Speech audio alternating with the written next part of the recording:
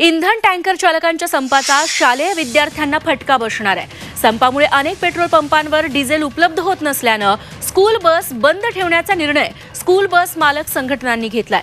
Petrol पंपावर diesel उपलब्ध होत नसल्याने स्कूल बसेस रस्त्यावर धावणार नाहीत, असं स्कूल बस मालकांनी सांगितलंय। अभी सुबह कुछ स्कूल आज से चालू हुए हैं, तो स्कूल बसेस वहाँ गई है। जो डीजल बचा था, अभी 8 दिन स्कूल बंद थे तो डीजल वगैरह कुछ डाला नहीं था।